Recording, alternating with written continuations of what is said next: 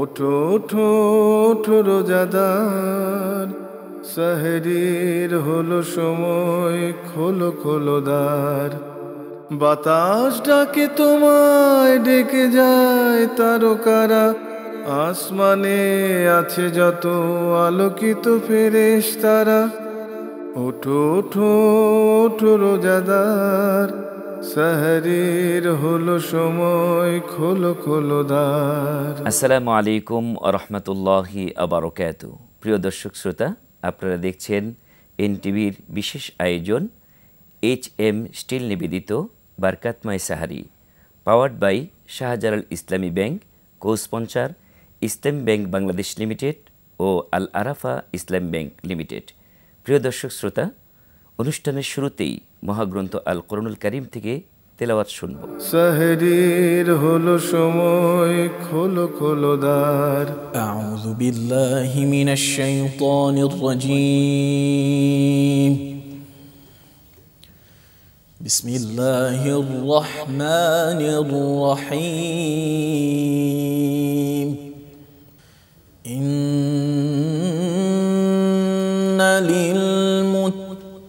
للمتقين مفازا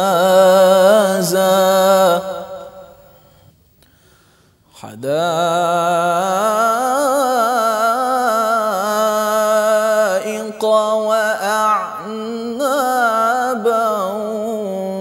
وكواعب أترابا وكأسا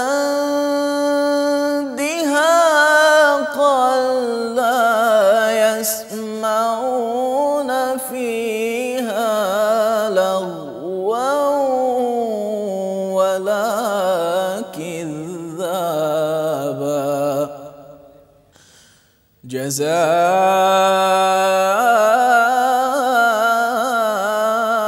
جزاء من ربك عطاء حسابا رب السماوات والأرض وما بينهما الرحمن لا يملكون منه خطابا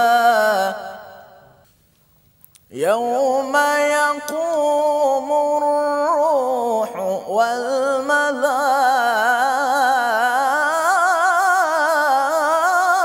والملائكة صفا لا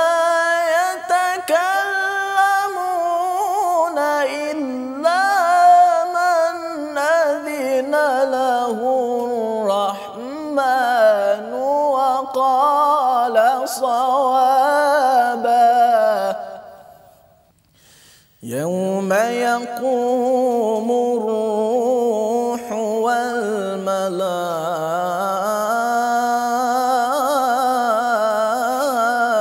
والملائكة صفا لا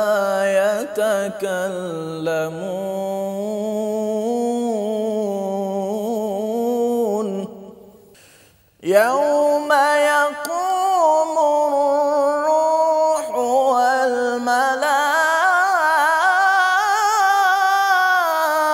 والملائكة صفا لا يتكلمون إلا من أذن له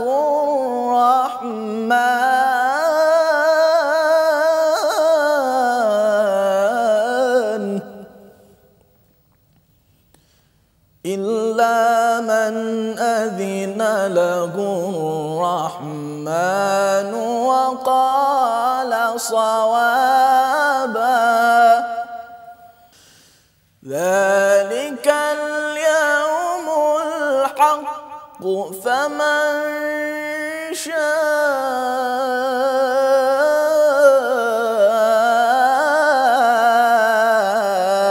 اتخذ إلى ربه مآبا إنا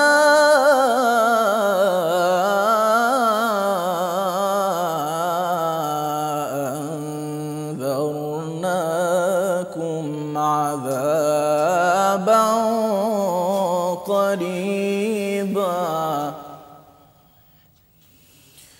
يوم ينظر المرء ما قدمت يداه ويقول الكافر يا ليتني كنت ترابا صدق الله العظيم আলহামদুলিল্লাহ, মহাগ্রন্থ আল কোরআনুল কারীম থেকে তেলাওয়াত শুনলাম। আসুন মহাগ্রন্থ আল কোরআনুল কারীম থেকে সংক্ষিপ্ত তাফসির শুনে আসি। সাহরির হলো সময়, খোলো খোলো দ্বার। আসসালামু আলাইকুম আ রহমতুল্লাহি ওবারাকাতুহ। কাছে দূরে দেশে প্রবাসে যে যেখান থেকে দেখছেন আজকের এই তাফসির অনুষ্ঠান, প্রত্যেকে জানাচ্ছি আন্তরিক মোবারকবাদ। প্রিয় দর্শক, দেখতে দেখতে আমরা 16টি পারা শেষ করে আজকে 17তম পারার সংক্ষিপ্ত তাফসির শুনব ইনশাআল্লাহ। আসুন আমরা জেনে নেই এই পারার ভিতরে আল্লাহ রাব্বুল আলামিন কি রেখেছেন, কোন কোন সূরা আছে। এই পারার ভিতরে দুটি সূরা আল্লাহ তাআলা রেখেছেন। প্রথম সূরা হচ্ছে সূরাতুল আম্বিয়া এবং পরের সূরাটি হচ্ছে সূরাতুল হজ। সূরা আম্বিয়া এটির পরিচিত হচ্ছে আল্লাহ রাব্বুল আলামিন নবীদের নামে এই সূরাটি করেছেন। নবিয়ুন এক বচন, বহু বচনে আম্বিয়া, তার মানে হচ্ছে অসংখ্য নবী, অসংখ্য পয়গম্বর। আল্লাহ তাআলা এই সূরার ভিতরে কিছু নবীদের জীবন চরিত এবং তাদের কর্ম সম্পর্কে আল্লাহ তাআলা বর্ণনা করেছেন এবং নবীদের মাধ্যমে আল্লাহ তাআলা পৃথিবীকে সজীব করেছেন, পৃথিবীতে শান্তি প্রতিষ্ঠা করেছেন, পৃথিবীতে ইলমের মেসেজ আল্লাহ তাআলা দিয়েছেন। এটা সেই সূরার অংশবিশেষ। আল্লাহ তাআলা বলছেন শুরুতেই, ফাসআলু আহলা যিকর ইন কুনতুম লা তা'লামুন। এই দুনিয়ায় চলতে গেলে তোমাদের প্রত্যেকটি জিনিস সম্পর্কে এলেম অর্জন করতে হবে। আর এই এলেম যদি তোমার ভিতরে না থাকে তাহলে তুমি অর্জন করে নাও। যে কোনো অজানা জিনিসকে তুমি জেনে নাও। কার কাছ থেকে? যে জানে তার কাছ থেকে। জানে কে? জানে হচ্ছে আল্লাহ তাআলা যাকে জানিয়েছেন। সূরাতুল বাকারার ভিতরে আল্লাহ রাব্বুল আলামিন বলছেন, ওয়া আল্লামা আদামাল আসমা। এই দুনিয়ায় আমি আল্লাহ রাব্বুল আলামিন এলেম নামক যে জিনিসটি, এটি আমি আদমকে দিয়েছি। অর্থাৎ পয়গম্বরদেরকে আল্লাহ রাব্বুল আলামিন জানিয়েছেন আর পয়গম্বরদের মাধ্যমে আল্লাহ তাআলা আমাদেরকে জানতে বলেছেন। প্রথমেই যে জিনিসটি আল্লাহ তাআলা জানা আমাদের জন্য আবশ্যক করেছেন তা হচ্ছেই, আমরা এই পৃথিবীতে আসছি, আমরা কার গোলাম, আমরা গোলামি করব কার, আমরা কার পরিচয় জানব। নিঃসন্দেহে সেটা আল্লাহ রাব্বুল আলামিনের। আর আল্লাহ তাআলা এক এবং একক। এই গোটা সৃষ্টি মণ্ডলীতে আল্লাহ রাব্বুল আলামিন ছাড়া দ্বিতীয় কোনো উপাস্য কোনো প্রভু নেই। যদি থাকতো সব ধ্বংস হয়ে যেত। সূরা আম্বিয়াতে আল্লাহ তাআলা এটাই বলেছেন, লাউ কানা ফীহিমা আলিহাতুন ইল্লাল্লাহু লাফাসাদাতা। যদি আল্লাহ ছাড়া দ্বিতীয় কোনো উপাস্য রব থাকতো তাহলে পৃথিবী এমন থাকতো না। কেউ বলতো, অনেক দিন তো হলো পূর্ব দিক থেকে সূর্য উঠেছে, আজকে না হয় অন্য দিক থেকে উঠুক। অনেকেই বলবে যে এতদিন দিন এইভাবে চলেছে, আজকে একটু অন্যভাবে চলুক। যেহেতু সৃষ্টির শুরু থেকে এই পর্যন্ত দিন রাত সমানভাবে চলছে, সূর্য চন্দ্র সমানভাবে চলছে, এর কারণে বোঝাই যায় আল্লাহ তাআলা শুধুমাত্র একজন। আল্লাহ রাব্বুল আলামিন আমাদের এই জীবন শেষে একটি মৃত্যু দেবেন আর এই মৃত্যুর পরবর্তীতে আল্লাহ তাআলার সামনে আমাদেরকে হাজির হতে হবে। নবীদের মাধ্যমে সূরা আম্বিয়ার ভিতরে আল্লাহ তাআলা এই মেসেজ আমাদেরকে দিয়েছেন, কুল্লু নাফসিন যায়িকাতুল মাউত ওয়া নাবলুকুম বিশ-শাররি ওয়াল খায়রি ফিতনা। প্রত্যেকটি জিনিসের মৃত্যুবরণ করতে হবে এবং মৃত্যুবরণ করাটাই শেষ না, এরপরে ভালো মন্দ সব বিষয়ে আল্লাহ রাব্বুল আলামিনের কাছে আমাদেরকে জবাব দিতে হবে। আম্বিয়া আলাইহিমুস সালাতু ওয়াস সালামের মাধ্যমে আল্লাহ তাআলা এই মেসেজ আমাদেরকে দিয়েছেন। নবীদের কথা শোনার পরে কোনো মানুষ এই পৃথিবীতে আর দুঃখ দুর্দশার ভিতরে থাকবে না। আল্লাহ রাব্বুল আলামিন তাদেরকে দুনিয়াবী জীবনে এবং পরকালের জীবনে শান্তির ফয়সালা করে দেবেন। এটা আল্লাহ তাআলার ওয়াদা আছে এই সূরার ভিতরে। তবে আল্লাহ তাআলা যেহেতু দিনকে আমাদের জন্য আমানত করেছেন, এই আমানত রক্ষা করার জন্য নবীদেরকে আল্লাহ রাব্বুল আলামিন কিছু কিছু পরীক্ষা নিয়েছেন। এই পরীক্ষার উৎকৃষ্টতম উপমা সূরা আম্বিয়ার ভিতরে আল্লাহ রাব্বুল আলামিন বর্ণনা করেছেন। ইব্রাহিম আলাইহিস সালাতু ওয়াস সালামকে আল্লাহ তাআলা এমন বড় পরীক্ষা নিয়েছেন যে পরীক্ষার কথা আমরা সকলেই জানি। নমরুদ আগুনের কুণ্ডলি জ্বালিয়ে তাকে সরকার মাধ্যমে ঘুরিয়ে সেই আগুনের ভিতরে নিক্ষেপ করলো। এটা কোথায় পেয়েছি? সূরা আম্বিয়ার ভিতরে। আর ওখানে যাওয়ার পরে আল্লাহ রাব্বুল আলামিন আগুনকে আদেশ করলেন, ইয়া নার কুনি বারদাও ওয়া সালামান আলা ইব্রাহিম, আমার ইব্রাহিমের জন্য শুধু ঠান্ডা না, শান্তিদায়ক ঠান্ডা হয়ে যাও। আল্লাহ তাআলা আগুনকে এই মেসেজ দিয়ে দিলেন। পক্ষান্তরে হযরত ইউনূস আলাইহিস সালাতু ওয়াস সালামকে মাছের পেটের ভিতরে যেতে হলো, আর আল্লাহ তাআলা সেখান থেকে তাকে আবার রক্ষা করলেন। কিভাবে? ইউনূস আলাইহিস সালাতু ওয়াস সালাম মাছের পেটের ভিতরে গিয়ে আল্লাহর কাছে দোয়া করলেন, লা ইলাহা ইল্লা আনতা সুবহানাকা ইন্নী কুনতু মিনাজ জালিমিন। সূরা আম্বিয়ার আয়াত। আল্লাহ তাআলা এটা বলছেন যে আমি ওখান থেকে ইউনূসকে রক্ষা করেছি। কিয়ামত পর্যন্ত মুমিনেরা যখন বিপদের সম্মুখীন হবে, আমি আল্লাহ রাব্বুল আলামিনের কাছে বলবে, ফাস্তাজাবনা লাহু ওয়া নাজ্জাইনাহু মিনাল গাম ওয়া কাযালিকা নুনজিল মুমিনিন। কিয়ামত পর্যন্ত মুমিন বান্দারা বিপদে পড়বে, ইউনূসের মতো আমার কাছে চাইবে, আমি আল্লাহ তাআলা তাদেরকে ওখান থেকে উদ্ধার করব। প্রিয় দর্শক শ্রোতা, সূরা আম্বিয়ার ভিতরে নবীদের জীবনের মাধ্যমে আল্লাহ রাব্বুল আলামিন আমাদেরকে জীবন সাজাতে বলেছেন। আমরা সুখে থাকি, দুঃখে থাকি, সচ্ছলতায় থাকি, অসচ্ছলতায় থাকি, আমরা সুস্থ থাকি, অসুস্থ থাকি, সব সময় আল্লাহ রাব্বুল আলামিন যেটা আমার জন্য বরাদ্দ করেছেন, এই বরাদ্দ নিয়ে যদি আমি খুশি থাকি, আল্লাহ তাআলার কাছে আমি যদি সুন্দরভাবে নিজেকে উপস্থাপন করি, আল্লাহ তাআলা আমার উপরে খুশি হয়ে যাবেন। যেমনিভাবে আম্বিয়া আলাইহিমুস সালাতু ওয়াস সালামের প্রতি আল্লাহ রাব্বুল আলামিন খুশি হয়েছেন। আর নবীদেরকে আল্লাহ রাব্বুল আলামিন এই কারণেই প্রেরণ করেছেন, তারা হচ্ছে এই পৃথিবীতে শান্তির বাহক। আল্লাহ তাআলা বলেছেন, ওমা আরসালনাকা ইল্লা রাহমাতাল লিল আলামিন, হে নবী, পৃথিবীতে শান্তির পায়রা হিসেবে আপনাকে প্রতিষ্ঠা করেছি, আপনাকে প্রেরণ করেছি। সূরা আম্বিয়ার একেবারে শেষের দিকে আল্লাহ তাআলা এই কথা বলেছেন। আজকে যদি আম্বিয়া আলাইহিমুস সালাতু ওয়াস সালাম আমাদের কাছে না আসতেন, তাহলে এই পৃথিবীতে বিশৃঙ্খলায় ভরে যেত, মানুষ শান্তির যে সঠিক রাস্তা এটা খুঁজে পেত না। এরপর রয়েছে সূরাতুল হজ। আল্লাহ তাআলা হজকে কেন আমাদের জন্য নিদর্শন করেছেন। আজকে সমস্ত বিশ্বের মুসলিম উম্মাহ আজকে হজের দিকে ধাবিত হচ্ছে, হজের প্রস্তুতি নিচ্ছে। এই যে ইতিহাস আমরা পেয়েছি এই সূরা হজ থেকে। ইব্রাহিম আলাইহিস সালাতু ওয়াস সালামকে আল্লাহ রাব্বুল আলামিন আদেশ করেছিলেন, বাইতুল্লাহ নির্মাণ করো।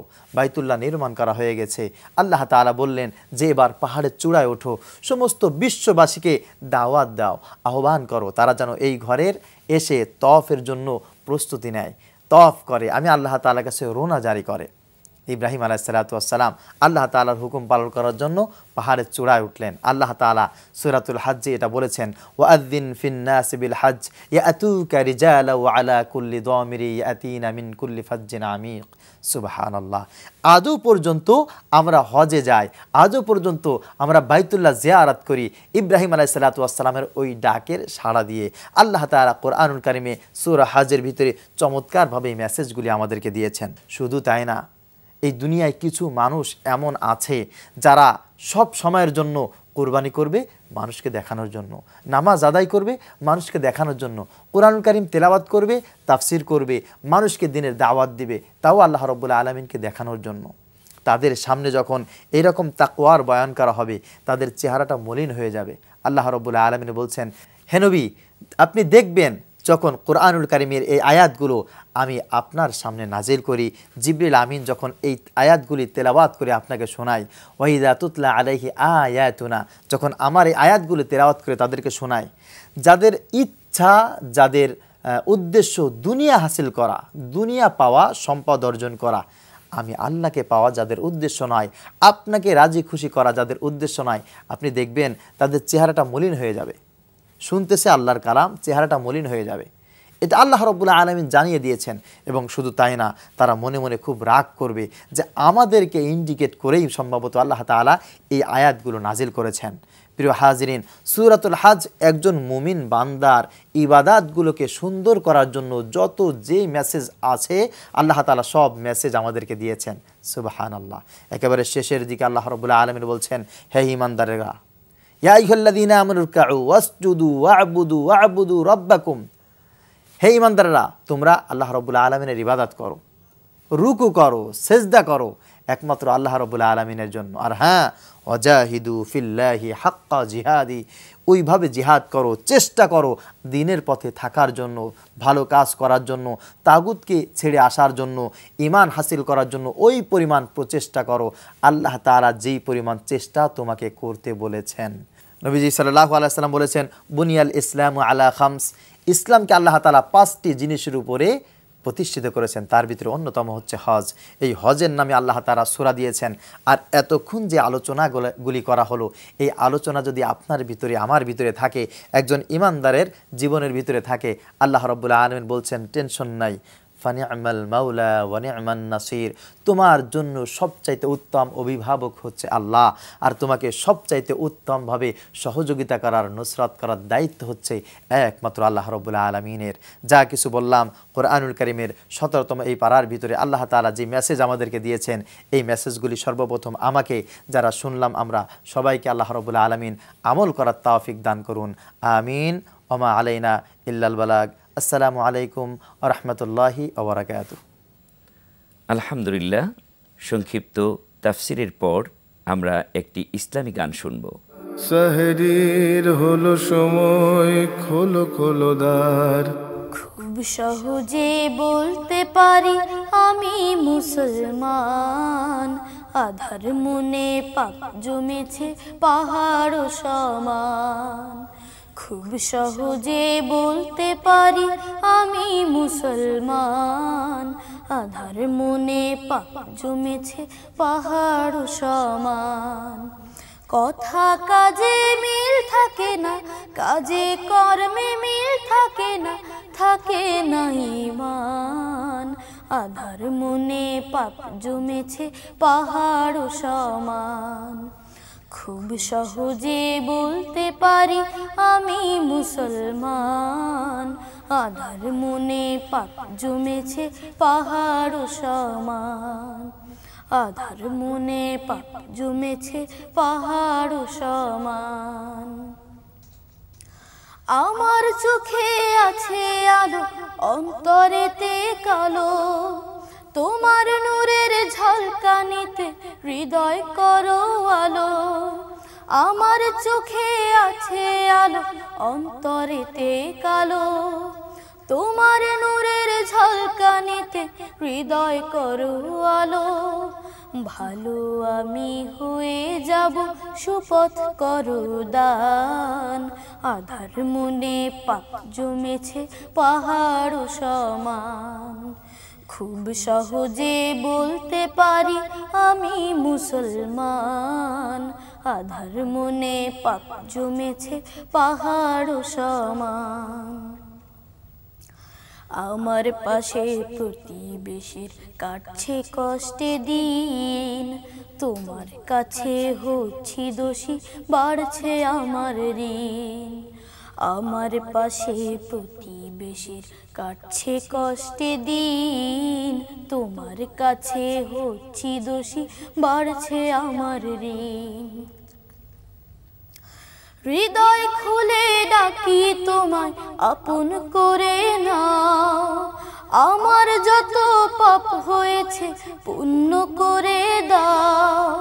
হৃদয় খুলে ডাকি তোমায় আপন করে নাও, আমার যত পাপ হয়েছে পুণ্য করে দাও।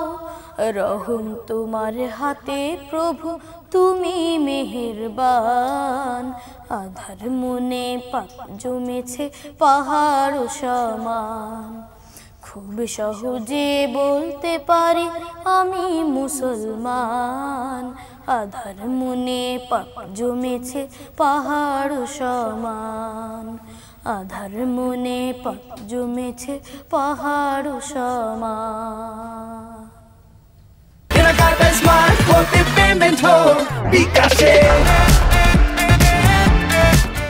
প্রিয় দর্শক শ্রোতা, আমরা প্রতি পর্বে একটি গুরুত্বপূর্ণ বিষয় নিয়ে আলোচনা করে থাকি। আজকেও একটি গুরুত্বপূর্ণ বিষয়, তা হচ্ছে ইত্তেবাঈ রাসূল সাল্লাল্লাহু আলাইহি সাল্লাম। এই বিষয়ের উপর যারা কথা বলবেন, চলুন প্রথমেই তাদের সাথে পরিচিত হয়ে নেই। আমার ডান পাশে আছেন বিশিষ্ট মিডিয়া ব্যক্তিত্ব, ইসলামী চিন্তাবিদ, প্রিন্সিপাল মাওলানা মুশাররফ হোসেন সাহেব। আসসালামু আলাইকুম ওয়া রাহমাতুল্লাহি ওয়া বারাকাতুহু। আরও আছেন প্রফেসর কর্নেল ডাক্তার জিহাদ খান। আসসালামু আলাইকুম ওয়া রাহমাতুল্লাহি ওয়া বারাকাতুহু।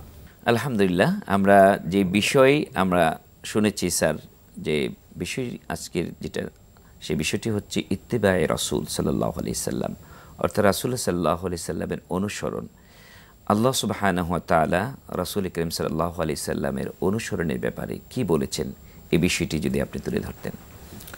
ধন্যবাদ আপনাকে। আমি যদিও ডাক্তার, কিন্তু ইসলাম আমার একটা, কোরআন হাদিস নিয়ে পড়াশোনা করা আমার অন্যতম একটা সাবজেক্ট। আমি যখনই সুযোগ পাই বিভিন্ন ধরনের বই পড়ি, এবং আজকাল কিন্তু আগে আমি 5 বছর মাদ্রাসায় পড়েছি, তো সেখানেও অত আমি কিছু শিখতে পারিনি, কিন্তু আজকাল এত বাংলায় বই পাওয়া যায়, ইংরেজিতে বই পাওয়া যায় যে ইসলামকে জানার জন্য অভাব হয় না জানার। তো রাসূলকে অনুসরণ করার ব্যাপারে মানুষের অনেক রকম ধারণা আছে, কিন্তু আমরা সবচেয়ে উত্তম ধারণা পাই কোরআন থেকেই। কোরআনে আল্লাহ কি বলছেন যে লাকাদ কানা লাকুম ফি রাসূলিল্লাহি উসওয়াতুল হাসানাহ, অর্থাৎ তোমার রাসূলের মধ্যেই, নিশ্চয়ই তোমার রাসূলের মধ্যে রয়েছে তোমার জন্য উত্তম আদর্শ। এবং আল্লাহ বিভিন্নভাবে বলছেন যে আতিউল্লাহ ওয়া আতিউর রাসূল ওয়া উলিল আমরি মিনকুম, যে আল্লাহকে অনুসরণ করতে হবে, রাসূলকে অনুসরণ করতে হবে, এবং তোমাদের মধ্য থেকে যারা কর্তৃত্বের অধিকারী তাদেরকেও অনুসরণ করতে হবে। তো রাসূলের অনুসরণ বলতে কি আমরা শুধু কিছু আক্ষরিক বা মানে সিরিমোনিয়াল কিছু অনুসরণ না, আমরা কিন্তু অনেকটা আজকাল খুবই দুঃখজনক যে রাসূলকে অনুসরণ করতে মনে করে থাকে যে কিছু বিশিষ্ট পোশাক, খাবার, এর মধ্যেই বোধহয় রাসূলকে অনুসরণ করছে, তার কিন্তু নয়। পুরো জীবনটাই রাসূলের জন্য, আমাদের জন্য অনুসরণীয়। তখনকারও যদি চরিত্র, ওয়াদা পালনের ব্যাপারে এত কঠোর ওয়াদা পালন করতেন যে একবার একজনের সাথে কথা হলো, একদিন ধরে উনি সারাদিন বা দ্বিতীয় দিন পর্যন্ত ওখানেই দাঁড়ায় রইলেন ওয়াদা পালনের জন্য, কোথাও গেলেন না। একদিন 2 দিন ধরে রাসূল সাহেব ওখানে দাঁড়িয়েই রইলেন। এইরকম ছিল ওনার ওয়াদা পালন। মানুষের প্রতি ভালোবাসা কেমন হতে পারে এটা আমরা যায়েদ রাদিয়াল্লাহু আনহুর চরিত্র থেকে দেখতে পারি, যে নিজের বাবা চাচা আসলো তাকে নিয়ে যাওয়ার জন্য, একটা হারিয়ে যাওয়া সন্তান, তার বাবা মা খোঁজ পেয়েছে, কত ভালোবাসলে ওই বাবা মাকে ছেড়ে উনি তার এই রাসূল সাল্লাল্লাহু আলাইহি ওয়াসাল্লামের কাছে থেকে গেলেন। এবং এই যে তৎকালীন যে সবচেয়ে নির্যাতিত নিপীড়িত যারা ছিল, অভাবে, এরা হচ্ছে বিশেষ করে দাস শ্রেণী, এদের প্রতি ওনার ভালোবাসা দেখেই বোঝা যায় কত উনি ভালোবাসতেন। যায়েদ রাদিয়াল্লাহু আনহুকে কেমন ভালোবাসতেন, ওসামা রাদিয়াল্লাহু আনহুকে কেমন ভালোবাসতেন। সব সাহাবীরা যে কথাটা বলতে ভয় পেত, ওসামা রাদিয়াল্লাহু আনহুর মাধ্যমে এটা বলতেন। একটা দাসের সন্তান, এত উনি তাকে ভালোবাসতেন। আপনার কাছে স্যার আসবো, যদিও আপনি অন্য বিষয়ে হার্ট এর স্পেশালিস্ট আপনি, তো তারপরও চমৎকার বলেছেন স্যার। প্রিন্সিপাল মোশাররফ স্যার, আপনার কাছে যদি আমরা জানতে চাই যে আল্লাহ সুবহানাহু ওয়া তাআলা রাসূল করিম সাল্লাল্লাহু আলাইহি সাল্লামের আনুগত্য করলে আমাদের লাভটা কি, আমাদের কি ফায়দা, এই বিষয়টা। আলহামদুলিল্লাহ, আমি শ্রদ্ধেয় আমাদের বড় ভাই, শ্রদ্ধাভাজন বিশিষ্ট চিকিৎসা বিজ্ঞানী, বিশেষ করে হার্ট স্পেশালিস্ট, হৃদরোগ বিশেষজ্ঞ, আমাকে যে বিষয় দিয়েছেন, সময় খুব স্বল্প কিন্তু সাবজেক্ট এত বড়। আসুন আমরা কোরআন থেকে যে কথাটা বলতে চাই, সে কথাটা হলো কুল আতিউল্লাহ ওয়ার রাসূলা, সূরা আল ইমরানের একটি আয়াত, প্রথম দিকের। আতিউল্লাহ ওয়ার রাসূলা ফা ইন তাওয়াল্লাউ ফা ইন্নাল্লাহা লা ইউহিব্বুল কাফিরিন। আল্লাহ পরিষ্কার করে দিচ্ছেন, রাসূল আপনি বলুন, তোমরা আল্লাহকে অনুকরণ করো, আল্লাহকে অনুসরণ করো, অর রাসূল এবং রাসূল সাল্লাল্লাহু আলাইহি সাল্লামকে অনুকরণ করে চলো, ইতাআতে রাসূল, রাসূলের আনুগত্য করো। এরপরে আল্লাহ ওই আয়াত শেষ করে না দিয়ে বলছেন কি, আরো ক্লিয়ার করছেন, ফা ইন তাওয়াল্লাউ, যদি তোমরা রাসূলের আনুগত্য না করো, রাসূলকে মেনে না চলো, রাসূলের দেখানো পাথেও হিসেবে গ্রহণ না করো, ফা ইন্নাল্লাহা লা ইউহিব্বুল কাফিরিন, তাহলে আল্লাহ তাআলা আল্লাহর অবাধ্যচারণকারী এই বান্দাদের, কাফেরদেরকে আল্লাহ পছন্দ করেন না, ভালোবাসেন না। এখন একজন ব্যক্তি নামাজি হওয়ার পরেও তিনি যদি রাসূলকে মেনে চলতে রাজি না হন, তাহলে যেখানে যেখানে রাসূলকে সে না মানবে সেখানে সে আল্লাহর সাথে সে কুফরি করেছে। কোরআনের অকাট্য দলিল, যেখানে রাসূলকে মানবে না সেখানে কুফরি করেছে। এই জন্য রাসূলকে মানার ক্ষেত্রে কোরআনের নির্দেশ এসছে যে কুল ইন কুনতুম তুহিব্বুনাল্লাহ তুহিব্বুনাল্লাহ ফাত্তাবিউনি ইউহিব্বুকুমুল্লাহ। এই আয়াত সবাই জানে, আমাদের সমাজের সর্বস্তরের আলেমরা এই আয়াতের উপর ওয়াজ করতে পারে। তো এই আয়াতের দ্বারা বোঝা যাচ্ছে যে রাসূলকে মানা হলো আল্লাহর প্রিয় বান্দা হওয়ার জন্য প্রথম শর্ত। দ্বিতীয় হলো জাহান্নাম থেকে বাঁচার জন্য রাসূলকে মানা হলো দ্বিতীয় শর্ত। তৃতীয় হলো জান্নাতে যাওয়ার জন্য রাসূলকে মানা, রাসূলকে মেনে চলা, রাসূলকে অনুকরণ করা, এটা হলো তৃতীয় শর্ত। মানে যতগুলো সফলতা, সকল সফলতা রাসূলের আনুগত্যের মাধ্যমে। আসুন নামাজের ক্ষেত্রে আমরা যদি রাসূলকে না মানি তাহলে নামাজ হবে? আল্লাহকে মানতে রাজি কিন্তু রাসূলকে মানতে রাজি না। রাসূলের জিন্দেগিতে রুকু করেছেন এক রাকাতে, সিজদা করেছেন 2টা। এখন আমরা পৃথিবীর শ্রেষ্ঠ যত বড় আলেম, সে যদি প্রত্যেক রাকাতে বলে যে না সিজদা যখন 2টা করি তাহলে রুকুও 2টা শুরু করি। কোরআনে কিন্তু রুকু 2টা করো, সিজদা 2টা করো, 1টা করো, এরকম উল্লেখ নাই। এটা রাসূল সাল্লাল্লাহু আলাইহি ওয়াসাল্লাম করেছেন, ফেরেশতা জিবরিলকে দিয়ে আল্লাহ তাআলা তাকে নামাজের প্রশিক্ষণ দিয়েছেন। তাহলে রাসূল যেটা করেছেন সেভাবে নামাজ না পড়লে সে নামাজও হবে না। এজন্য তো এটা গ্রহণ হবে না। রাসূল সাল্লাল্লাহু আলাইহি ওয়াসাল্লাম বলেছেন সাল্লু কামা রাআইতুমুনি উসাল্লি। জি, এখন কোন ব্যক্তি যদি নামাজের ইমামতি করতে যায় আর তার পিছনে 5 লক্ষ 10 লক্ষ 20 লক্ষ মানুষও যদি ইক্তেদা করে, ওই ইমাম যদি পৃথিবীর শ্রেষ্ঠ আলেম হয়, তিনি রাসূলকে যখনই লঙ্ঘন করবেন নামাজের ক্ষেত্রে, তখন পিছনে যারা থাকবেন তিনি একজন ঠেলাওয়ালা হতে পারেন, দিনমজুরি হতে পারেন, কৃষক হতে পারেন, ছোট অল্প শিক্ষিত হতে পারেন, তিনি কিন্তু ওই বড় শায়েখকে, বড় ইমাম ধরেন আব্দুর রহমান আস-সুদাইস, বাইতুল্লাহর শ্রেষ্ঠ ইমাম, তিনি যদি আল্লাহ রাসূলকে না মেনে নামাজ পড়ানো শুরু করেন তাহলে পিছনে কম শিক্ষিত হলেও তিনি লোকমা দিয়ে থাকেন। জি জি, আবার বাকি লোকমা আলোচনা দিয়ে শুনবো থাকেন। ইনশাআল্লাহ। আপনি রাসূলকে জি মানছেন না, মোশাররফ ভাই, আমরা বাকি আলোচনা শুনবো ইনশাআল্লাহ। কেনাকাটা স্মার্ট হতে পেমেন্ট হোক বিকাশে। তো রাসূলকে আনুগত্য না করলে নামাজ যেমন হয় না। নামাজ আমরা আদায় করি রাসূলের দেখানো পদ্ধতিতে। সাহাবা আজমাইনরা রাসূলকে অনুকরণ করে নামাজ শিখেছেন, তাবেঈনরা সাহাবা আজমাইনদেরকে অনুকরণ করে নামাজ শিখেছেন, তাবেঈনরা তাবেঈনদেরকে অনুকরণ করে নামাজ শিখেছেন। সালফে সালিহিন এভাবে আস্তে আস্তে গোটা পৃথিবীতে এখন রাসূলের দেখানো পদ্ধতিতে নামাজ আছে। এখন নামাজের মধ্যে যদিও অন্যান্য কিছু বিষয় ছোট ছোট মাসতাহাব, না মৌলিক কোনো বিষয় তেমন পার্থক্য নেই। এই রফউল ইয়াদাইন কিছু বিষয় নিয়ে পার্থক্য আছে। এগুলো রাসূল বিভিন্ন সময়ে বিভিন্ন হাদিস বলেছেন, সেগুলো আমল চলছে, আমরা সেদিকে যাচ্ছি না। রাসূলের আনুগত্য নামাজের ক্ষেত্রে করার কারণে পৃথিবীর যত বড় জামাত হোক, সেখানে 30-40 লক্ষ লোকও যদি নামাজ আদায় করে, একজন ইমামের নির্দেশকে, তার কমান্ডকে ফলো করে এবং সেখানে কোনো বিশৃঙ্খলা হয় না, তার কারণ রাসূলকে আনুগত্যের মাধ্যমে নামাজ হচ্ছে। সমাজও ঠিক তদ্রূপ। রাষ্ট্র, সমাজ, বিচার, ফয়সালা, বন্টননামা, আইন কানুন, প্রশাসন, সকল ক্ষেত্রে রাসূলকে যারা মেনে চলবে তারা কিন্তু দেশ ও জাতিকে শান্তি দিতে পারবে, পিস দিতে পারবে। রাসূলকে মেনে যারা চালাবে, সে যদি ইমানদার নাও হয়, সে আখিরাত বিশ্বাস করে না, রাসূলকে বিশ্বাস করে না, সে আল্লাহ বিশ্বাস করে না, কিন্তু রাসূলকে মেনে সে সমাজ চালাতে চায়, সে শান্তি দিতে পারবে। না, অবশ্যই শান্তি সে শান্তি দিতে পারবে। স্যার যে প্রসঙ্গটা নিয়ে আসছিলেন যে সৎ চরিত্রের যে গুণাবলী, স্যার আপনি প্রথমে আলোচনা করেন। জি, আপনাকে স্যার আসবো আবার ইনশাআল্লাহ। স্যার আপনি যে সৎ গুণাবলীর কথা বলছিলেন, যে রাসূল সাল্লাল্লাহু আলাইহি ওয়াসাল্লামকে কেন মানতে হবে, যে ওনার মধ্যে যে একটা আদর্শ ছিল, যে নীতি নৈতিকতা ছিল, এটা ছোটকাল থেকেই কিন্তু এটা লালন পালন করেছেন। তো ওহীর মাধ্যমে আরও পরিপূরক হয়েছে, পরিপূর্ণতা লাভ করেছে। তো আমরা দেখতে পাই যে অনেক সময় মসজিদে নববীতে অনেক ইহুদি খ্রিস্টান ওনারাও কিন্তু আসতেন, ওনারা কিন্তু মসজিদে আদব বুঝতেন না, কিন্তু তারপরেও কিন্তু রাসূল করিম সাল্লাল্লাহু আলাইহি সাল্লাম তাদের সাথে কোনো খারাপ বিহেভ করেননি। সেই বিষয়টা যদি আপনি ডিটেলস বলতেন। এটা তো আপনারা জানেন যে একটা কাহিনী, যে একবার বেদুইন একজন আসলো, আসার পর উনি পেশাব করা শুরু করে দিল। করার পরে সাহাবীরা মসজিদের মধ্যে সাহাবীরা হইচই করে যাচ্ছেন থামাতে, রাসূল বললেন না তোমরা বাধা দিও না, আগে পেশাব করো। মানে পেশাবের মাঝখানে বাধা দিল তো সাধারণত একটু কষ্ট হয়, মানে একটু কষ্ট করে কতটুকু রাসূল সাল্লাল্লাহু আলাইহি ওয়াসাল্লাম, আপনি তো জানেন বিষয়টা যে রাসূল সাল্লাল্লাহু আলাইহি ওয়াসাল্লাম ডাক্তার ছিলেন না, কিন্তু চিকিৎসা বিজ্ঞানও এখানে কিন্তু আপনি বলতে পারবেন ভালো করে স্যার। এটা হঠাৎ করে বাধা দিলে একটা কষ্টকর ব্যাপার হতো এরকম, তার জন্য সেটা না করে উনি অ্যালাউ করলেন। করার পরে তাকে ডেকে বললেন দেখো এটা আমাদের উপাসনালয়, এটা আমরা করি, নামাজ পড়ে এখানে করে, এখানে তুমি পেশাব করো না। তো এই পরে উনি সাহাবী পরে বললেন যে উনি কতই না একজন আদর্শ শিক্ষক ছিলেন, উনি আমাকে বকেন নাই, মার দেন নাই, কিছুই বলেন, অত কত উত্তম ভাষা। এবং অন্য সাহাবীদেরকে তোমরা আসো একটু পানি ঢেলে দাও জায়গাটার মধ্যে, শেষ হয়ে গেল।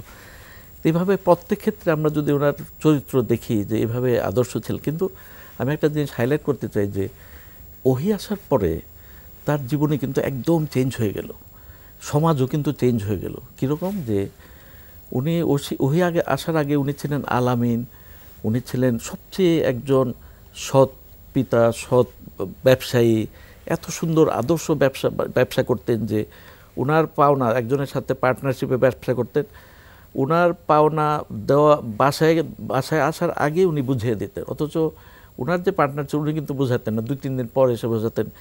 এইরকম আখলাক থাকার পরেও যখন উঠে আসলো এবং প্রচার করা শুরু করলেন, উনি হয়ে গেলেন সমাজে গণক, কবি, আবু কাপসা, এইরকম অনেক উপমা।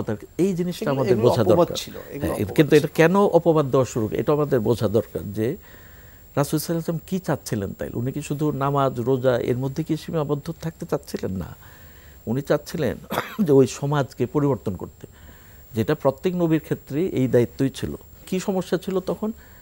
সমাজে বিয়ের কোনো সিস্টেম ছিল না, অবৈধ মানে যৌনাচার ছিল, চারিতা ছিল, এরকম জীবন্ত শিশুকে কবর দেওয়া হতো, মেয়েদেরকে জীবন্ত কবর দেওয়া হতো, মদ একদম ছিল একটা স্বাভাবিক ব্যাপার ছিল। এই ধরনের সমাজে যত অনাচার থাকতে পারে, তো রাসূলের মিশন ছিল সেই অনাচারগুলোকে দূর করা এবং দূর করে সমাজে এমন একটা সুন্দর সমাজ ব্যবস্থা কায়েম করে। এটার বর্ণনা খাব্বাব রাদিয়াল্লাহু আনহুর ভাষায়। একদিন রাসূল সাল্লাল্লাহু আলাইহি সাল্লাম বিশ্রাম নিচ্ছেন মক্কার ছায়া, তখন খাব্বাব রাদিয়াল্লাহু আনহুর উপর এই ইসলাম গ্রহণ কারণে উনি একজন দাস ছিলেন, নানা রকম অত্যাচার হচ্ছে। তখন বললেন, ইয়া রাসূলুল্লাহ আপনি দোয়া করেন না?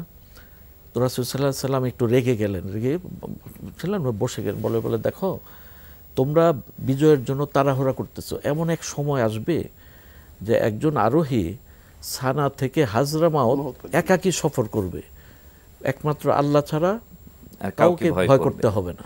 চমৎকার। দেখেন রাসূলুল্লাহ সাল্লাল্লাহু আলাইহি ওয়াসাল্লামের জীবদ্দশায় এইটা রাষ্ট্র ব্যবস্থার মাধ্যমে এটা প্রতিফলন হয়েছিল। মোশাররফ ভাই, আমি 2 মিনিটে আপনার কাছ থেকে জানতে চাই যে আমাদের আমরা যদি ইসলামী হুকুমতের মধ্যে চলে আসি, রাসূলুল্লাহ সাল্লাল্লাহু আলাইহি ওয়াসাল্লামকে একমাত্র মডেল হিসাবে মেনে নেই, তাহলে আমাদের সমাজ ব্যবস্থা, আমাদের রাষ্ট্র ব্যবস্থা কেমন হবে?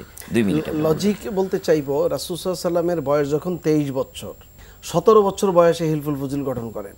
17 বছর বয়স থেকে তিনি 40 বছর পর্যন্ত প্রথম 23 বছর সমাজের অনাচার দূর করার জন্য তিনি চেষ্টা করেন, সমাজের যুবকদেরকে নিয়ে হিলফুল ফুজুল গঠন করেন। প্রথম এই 23 বছর, আর নবুয়ত প্রাপ্তির পরেও তিনি বেঁচে ছিলেন আরও 23 বছর, যদিও 22 বছর 5 মাস 14 দিন ধরে কোরআন নাজিল হয়েছে। তো প্রথম 23 বছরের ব্যক্তিগত চিন্তা চেতনা দ্বারা, পরিকল্পনা জল্পনা দ্বারা তিনি সমাজের অনাচার দূর করতে চেয়েছেন, এটাই তিনি সফল হন নাই। 40 থেকে 63 বছর বয়স পর্যন্ত দ্বিতীয় যে 23 বছর, এই 23 বছরে তিনি সফলতার চূড়ান্ত মঞ্জিলে পৌঁছাইছেন। এবং তিনি যখন হজ করেছেন একবার, বিদায় হজ 8ম হিজরিতে মক্কা জয় করেছেন মদিনা থেকে এসে, তখন 100 লক্ষ সাহাবীদেরকে 1,25,000-এর ঊর্ধ্বে সঙ্গী সাথীদেরকে সামনে নিয়ে তিনি বক্তব্য দিয়েছেন, বিদায় হজের ভাষণ। এই ভাষণ আমাদের গোটা পৃথিবীতে কি মুসলিম কি অমুসলিম, খ্রিস্টান, ইহুদি, নাসারা, সর্বস্তরের রাষ্ট্রগুলোতে এই বিদায় হজের ভাষণ নিয়ে চুলচিরে বিশ্লেষণ করা হয় যে একজন নিরক্ষর নবী, উম্মি নবী, তার কাছে ওহী এসেছিল, তিনি কি বক্তব্য দিয়েছিলেন, এই বক্তব্য তিনি পাইলেন কোথায়, তার এই মেথড, তার যে চিন্তা চেতনা, তার যে উচ্চ গবেষণামূলক কথাবার্তা যেটা মানুষকে অভিভূত করে।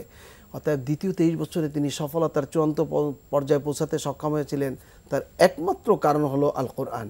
অতএব রাসূলের গোটা জিন্দেগিকে আল্লাহ তাআলা কোরআন দিয়ে সাজিয়েছেন। কাজে আমরা এখন যদি সেই কোরআনুল কারীমকে প্রতিষ্ঠা করতে চাই, এই কোরআন দিয়ে যদি আমরা শাসন ব্যবস্থা, রাষ্ট্র ব্যবস্থা সবকিছু যদি আমরা চলতে পারি, তাহলেই কিন্তু হবে আমাদের সুন্দর সমাজ। একটা কথা শুধু, জি মোশাররফ ভাই, কোরআনের মতে জি রাসূলের পথে, রাসূলের পথে, জি কোরআনের মতে রাসূলের পথে, কথা হবে এটা, কথাই হবে, স্লোগান হবে এটা, কোরআনের মতে রাসূলের পথে আমাদের নামাজ যেমন চালাই, সমাজ রাষ্ট্র বিচার ফয়সালা সব যদি চালানো যায়, তাহলে আমাদেরকে সেইভাবে চলার তৌফিক দান করুক। আপনাদের দুজনকেই অসংখ্য ধন্যবাদ জানাচ্ছি, আপনাদের মোবারকবাদ জানাচ্ছি আমাদের অনুষ্ঠানে সময় দেওয়ার জন্য। আলহামদুলিল্লাহ। প্রিয় দর্শক শ্রোতা, আপনারা এতক্ষণ দেখলেন HM স্টিল নিবেদিত বারকাতময় sehri, powered by Shahjalal Islami bank, co sponsor Islami bank Bangladesh limited O Al Arafah Islami bank limited. প্রিয় দর্শক শ্রোতা, আমরা বিদায় নিতে যাচ্ছি। আমরা একটি ইসলামী সঙ্গীত শুনতে শুনতে বিদায় নিব। সকলেই ভালো থাকুন, আল্লাহ সুস্থ রাখুক। আসসালামু আলাইকুম ওয়া রাহমাতুল্লাহি ওয়া বারাকাতুহু। হাজারো ব্যথা বেদনার পরে ফিরে আসনি তুমি আপন ঘরে, দিনের আলো সাদা ছড়িয়ে দিতে চলে গেলে মদিনায় মক্কা ছেড়ে হে রাসূল তোমাকে ভুলি আমি কেমন করে হে রাসূল তোমাকে ভুলি আমি কেমন করে খেয়ে না খেয়ে দিন প্রচারের কাজে নিজেকে দিয়েছ বিলিয়ে তাই ফের কাফেরেরা চিনল না এ আলো দুষ্টু ছেলেদের পিছু দিল লেলিয়ে পাথরের আঘাতে ক্ষত বিক্ষত হয়ে সারা শরীর থেকে রক্ত ঝরে হে রাসূল তোমাকে ভুলি আমি কেমন করে হে রাসূল তোমাকে ভুলি আমি কেমন করে হেরার গুহায় তোমারি ধ্যান আসমান থেকে নামে আল কুরআন হেরার গুহায় তোমারি ধ্যান আসমান থেকে নামে আল কুরআন ভাঙলো সবার ভুল তোমারি পরে আসলো কুরআনের ছায়া তলে খালিদ উমর আলী আবু বকর ইসলামী ঝান্ডা নিল যে তুলে আল আমিন তুমি ছিলে যে সদা সকল মানুষের তরে হে রাসূল তোমাকে ভুলি আমি কেমন করে হে রাসূল তোমাকে ভুলি আমি কেমন করে হাজারো ব্যথা বেদনার পরে ফিরে আসনি তুমি আপন ঘরে দিনের আলো সাদা ছড়িয়ে দিতে চলে গেলে মদিনায় মক্কা ছেড়ে হে রাসূল তোমাকে ভুলি আমি কেমন করে হে রাসূল তোমাকে ভুলি আমি কেমন করে হে রাসূল তোমাকে ভুলি আমি কেমন করি।